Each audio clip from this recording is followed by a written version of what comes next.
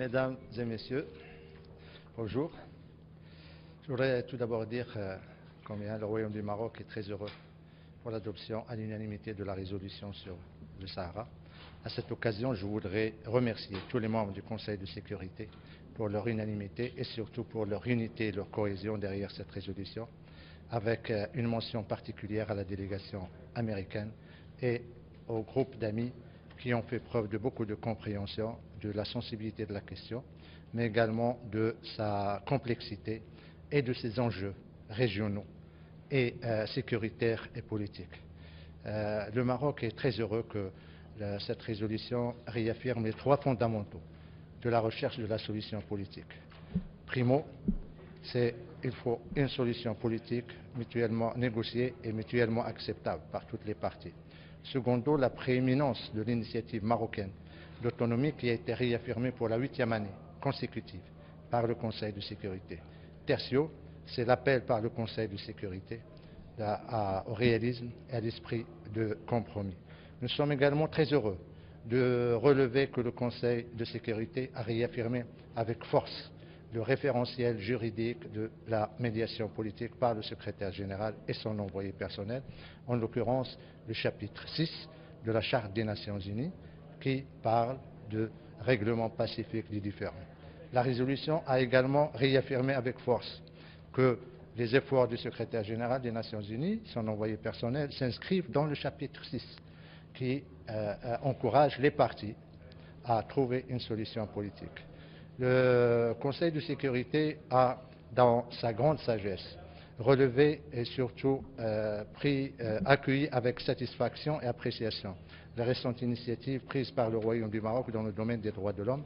Je veux citer la réforme de la justice militaire, des tribunaux militaires, l'engagement du gouvernement de répondre aux commissions régionales dans un délai de 3 mois, le renforcement de l'action du Conseil national des droits de l'homme, la ratification par le Maroc du traité sur les disparitions forcées, la coopération, je dirais même le partenariat avec le Haut Commissariat aux droits de l'homme, la poursuite de l'ouverture aux procédures spéciales qui visitent le Maroc, et toutes les procédures spéciales sont invitées, encouragées à se rendre au Sahara. Mais il y a également la visite projetée de la Haut-Commissaire aux droits de l'homme au Maroc. Et au moment où je vous parle, la mission technique du Haut-Commissariat est en train de discuter à l'Aïn avec toutes les sensibilités politiques au Sahara. Je voudrais également relever que le Conseil de sécurité a réaffirmé le caractère régional de ce différend, en mettant l'accent sur la corrélation entre la coopération des pays membres, des pays voisins, en l'occurrence l'Union du Maghreb arabe, et également la sécurité et la paix et la stabilité dans la région sahélo-saharienne. Autre élément dont nous nous félicitons, c'est l'appel pour la 4e année consécutive pour que l'enregistrement des populations dans les camps de Tindouf soit procédé dans les meilleurs délais possibles. Enfin, vous remarquerez que le Conseil de sécurité s'est démarqué, sinon a ignoré totalement 3 aspects que je qualifierais de conflictuels, litigieux, sinon hérétiques. Primo, la création d'un soi-disant Conseil des droits de l'homme dans les camps. Secondo, la coopération d'un acteur non étatique avec le Haut Commissariat. Et tertio, un deadline qui n'a pas de raison d'être. Pour conclure, avant de vous donner la parole, au cas où vous aurez des questions, je dirais que cette résolution est une résolution de sagesse, c'est une résolution qui confirme le droit, qui confirme le cadre juridique de processus politique. C'est une résolution également qui se projette dans l'avenir parce qu'il encourage le processus politique mené par le secrétaire général des Nations Unies et son envoyé personnel, M. Ross. Et c'est une résolution, enfin, qui rend justice au Maroc parce que ça va nous aider à aller loin dans la mise en œuvre de nos engagements. Voilà, 1 ou 2 questions si vous voulez. Ambassador, bienvenue to the United Nations. Can you let us know if it's true that your government was considering asking MINURSO to leave Western Sahara based on the Secretary General's report? Affirmative. the human rights monitoring mechanism. Ladies person, I will give you the floor. Don't worry. Monsieur l'ambassadeur, est-ce que le Maroc est satisfait du paragraphe sur le recensement des populations dans les camps de Tindouf? Nous sommes satisfaits parce qu'il y a un renforcement qualitatif. Comme vous le savez, auparavant, on demandait pour la 4e année consécutive que le Haut Commissariat procède, c'est-à-dire on encourage au recensement. Cette fois-ci, le mot qui a permis ce renforcement, c'est inviter. Et quand il y a le terme invité, ça veut dire que le pays hôte sera appelé à réagir à cette invitation et à donner une réponse à l'appel par le secrétaire général, par le Conseil de sécurité. Et je voudrais juste ici rappeler que le recensement est une question purement statutaire et humanitaire pour savoir le nombre des populations, leurs besoins, leur sécurité. Et nous disons au sujet du recensement, partout dans le monde, dans les camps des réfugiés, il y a un recensement des populations. Le seul camp des réfugiés où le recensement n'a pas été opéré, c'est dans les camps de Tindouf. Or, nous nous trouvons devant une situation anachronique. On veut chercher la solution, après on va chercher à qui on va offrir cette solution. Or, la pratique et le droit, s'il y a une population, il faut savoir combien elle est et combien ils sont, et c'est à ce moment-là que la solution politique est négociable. Donc, on ne va pas chercher une population après avoir cherché la solution, mais on cherche une solution à une population déjà quantifiée, comptée, recensée et enregistrée. Ambassadeur, merci ambassadeur. La résolution s'est démarquée du contenu du rapport du secrétaire général de l'ONU. Qu'attendez-vous maintenant du secrétariat? Comme vous le savez, le secrétariat, c'est notre partenaire. Le secrétariat, nous avions un certain nombre de griefs que nous avons exprimés aux divers responsables du secrétariat en toute franchise, en toute transparence. Nous sommes prêts à travailler avec le secrétariat, la main dans le cadre du processus politique sous les auspices du secrétaire général des Nations Unies et M. Ross. Qu'est-ce que nous demandons au secrétariat? Nous demandons au secrétariat la neutralité. Nous demandons au secrétariat le professionnalisme. Nous demandons au secrétariat qu'il reste à équidistance de toutes les parties. Dans le respect de ce paramètre et surtout des paramètres juridiques de la négociation, le Maroc est prêt à aller loin avec le secrétariat, avec tous les partenaires. Mais nous réitérons notre confiance dans Monsieur le secrétaire général des Nations Unies et nous sommes prêts, de toutes les façons, le choix du Maroc pour la négociation d'une solution politique mutuellement acceptable, il est irréversible, il est stratégique et nous allons y œuvrer durant les mois à venir.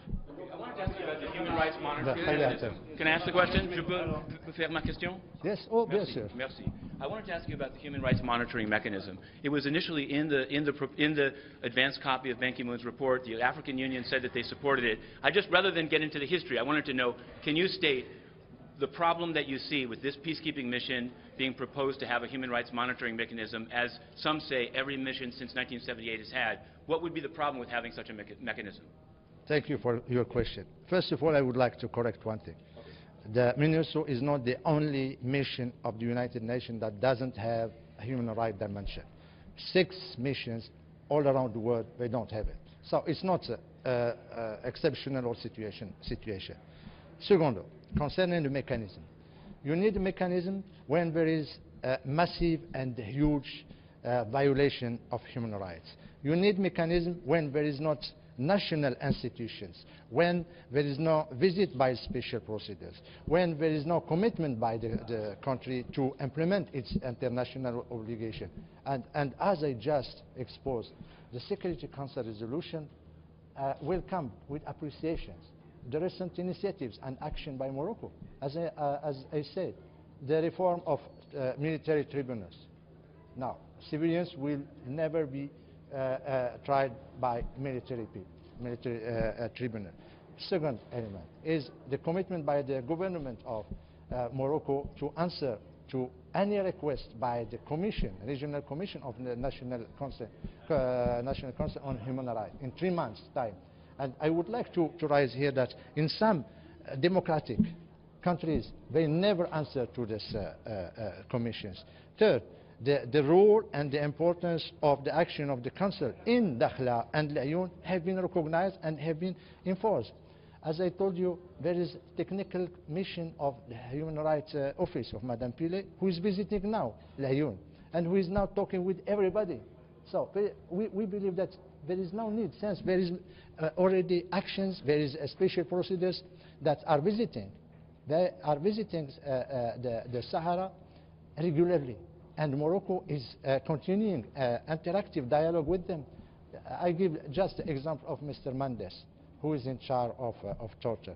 He was in Morocco 2 years ago, and we maintain dialogue with him to express and to show him the implementation of our commitments. And he's coming back on our invitation. That's the first time that he visited the country, and this country is inviting him to come back to discuss with him about what have been done, what are difficulties, and how we can work together. And during just 2 years, we met with him 4 times. Whenever he came to Geneva, delegation is coming from Morocco to discuss with him.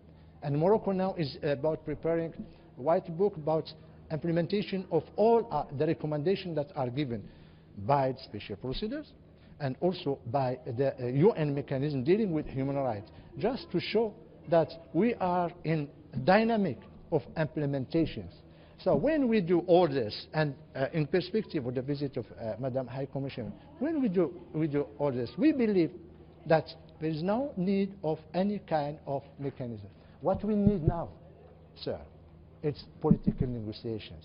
What we need now is political commitments. What we need now is serious engagement and action by all the parties, and not focusing. Human rights is just one element of the whole issue. The political aspect is important, and don't forget the security aspect also within the Sahara and the Sahel. We have to take that into consideration. The Sahara issue should be apprehended and looked within its regional context, not focusing on one aspect.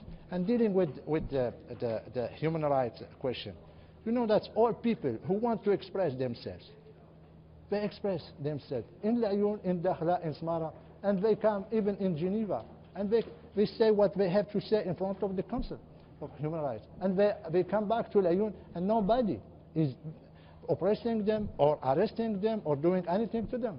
So freedom of expression is there. Respect of human rights is there. What we need, political solutions there. Ambassador, yes. I wanted to. There were 3 versions of the.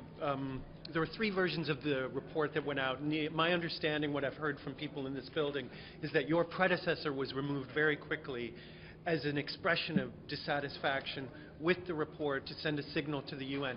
Could you maybe explain what led up to the very swift departure of your predecessor and your arrival here, even though he had been here for 6 years, and you are certainly someone with a lot of experience for the job? Thanks. You know, we are here to talk about the input and the impact of the resolution that just have been adopted by the Security Council. We are not here to talk about the person, and as you know, diplomats are like the military people. You ask them to have fulfill a mission, they have to go either in 24 hours or in 2 or 3 months.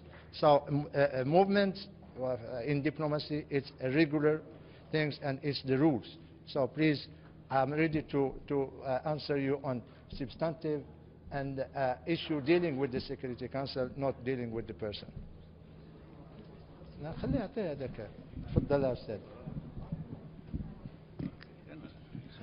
Monsieur l'ambassadeur, j'aimerais vous poser cette question.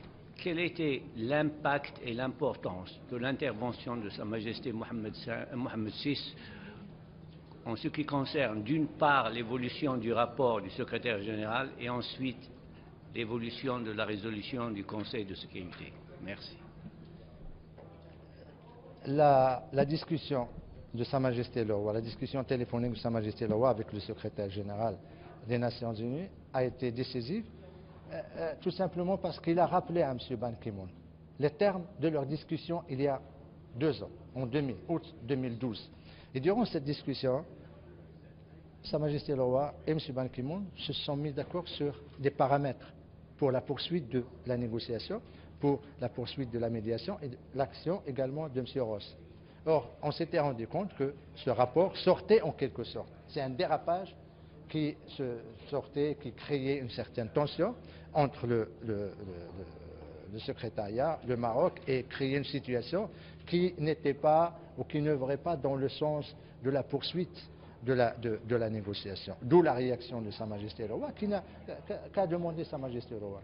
C'est le respect des termes du mandat de Ross, qui figure dans la lettre qui a été signée par le secrétaire général lors de sa désignation, des résolutions successives du Conseil de sécurité.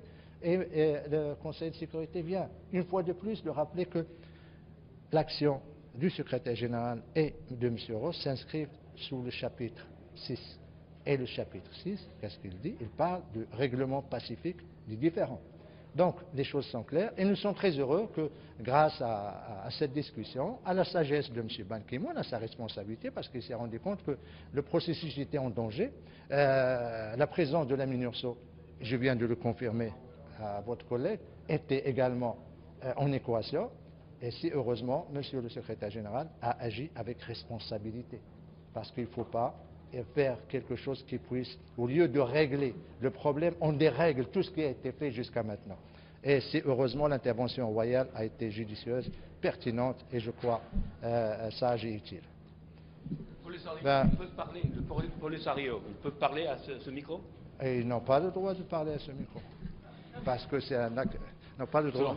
C'est pas moi qui gère les Nations Unies. But the Turkish Cypriots, for example, they're not a country, but they speak on microphone. I'm not talking about Turkish. Okay. I'm just saying that rules here, it's UN who are in charge of rules. Okay. I'm not in charge. I'm sorry. Okay. Merci. But